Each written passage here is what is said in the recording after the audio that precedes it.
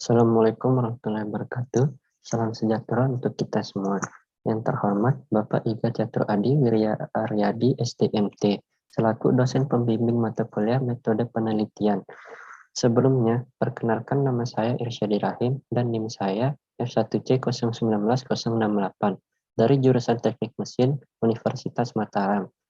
Pada kesempatan kali ini, saya akan mempresentasikan proposal penelitian saya yang berjudul Pemanfaatan sabut kelapa dalam pembuatan produk. Pada bab 1, diisi dengan latar belakang, rumusan masalah, tujuan penelitian, dan hipotesis. Peneliti dalam menulis proposal ini dilatar belakangi berbagai masalah, seperti pengolahan hasil buah kelapa, terutama produk turunannya, masih memiliki peluang yang cukup besar. Saat ini, industri pengolahan buah kelapa umumnya masih terfokus pada pengolahan hasil daging buah sebagai hasil utama. Produksi buah kelapa di Indonesia rata-rata mencapai 15,5 miliar butir per tahun, atau setara dengan 1,8 juta ton serat sabut kelapa dan 3,3 juta ton debu sabut kelapa. Maka, cukup banyak material yang tersedia.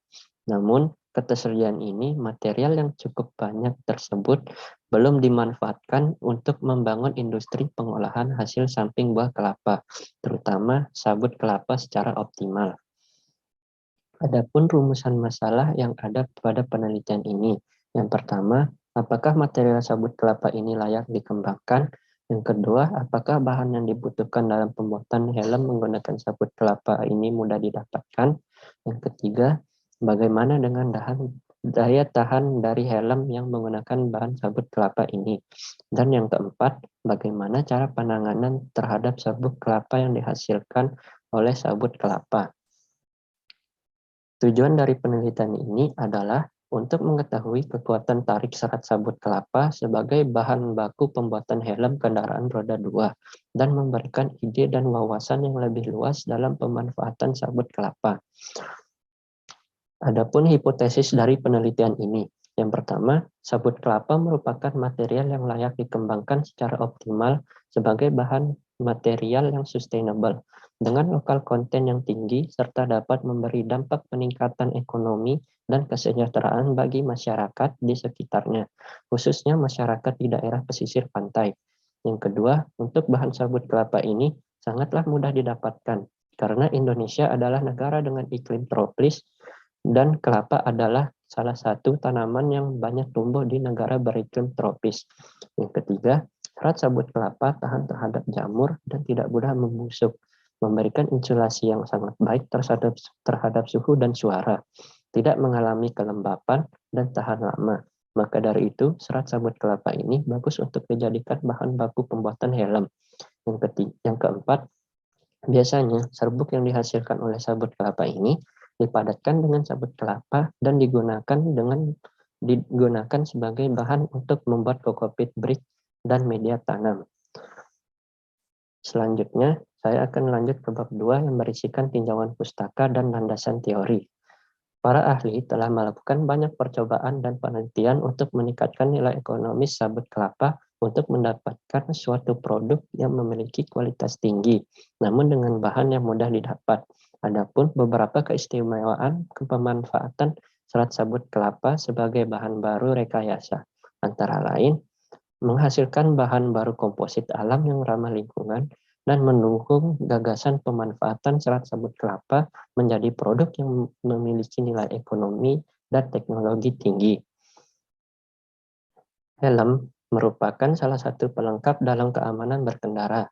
Sementara ini, bahan untuk pembuatan helm terbuat dari bahan sintetis yang harganya relatif mahal dan tidak ramah lingkungan.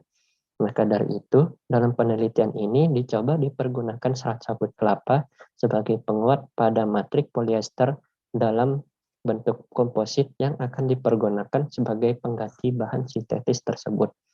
Selanjutnya, saya akan membahas metode penelitian yang ada pada bab 3. Waktu dan tempat penelitian ini dilaksanakan dari bulan Januari sampai bulan Februari tahun 2022 di Laboratorium Material Teknik Fakultas Teknik Universitas Mataram. Rancangan penelitian ini dilakukan dengan metode studi literatur di mana peneliti mengumpulkan data dengan cara mencari teori yang sesuai dengan permasalahan yang akan diteliti melalui berbagai sumber, baik dari buku, artikel ilmiah, jurnal penelitian, internet, perpustakaan, dan sumber lain yang dapat dipertanggungjawabkan adanya. Peneliti juga menggunakan metode analisis data secara kualitatif yang diwujudkan dalam bentuk deskriptif. Sebelum melakukan penelitian, peneliti harus menyiapkan alat dan bahan. Alat yang harus disiapkan peneliti adalah yang pertama, timbangan digital, yang kedua, mesin uji tarik, yang ketiga, drying oven, yang keempat, mikroskop optik, yang kelima, mikrometer.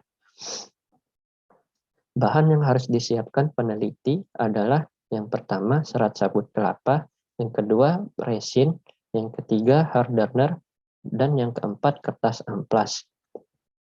Berikut adalah prosedur penelitian ini. Pada awal penelitian, peneliti membuat cetakan dan membuat spesimen. Kemudian setelah cetakan dan spesimen sudah jadi, peneliti melakukan pengujian tarik, dan setelah peneliti melakukan pengujian tarik, peneliti melakukan pengamatan permukaan patah akibat beban tarik dengan mikroskop. Sekian dari presentasi saya, mohon maaf bila ada kekurangan. Assalamualaikum warahmatullahi wabarakatuh.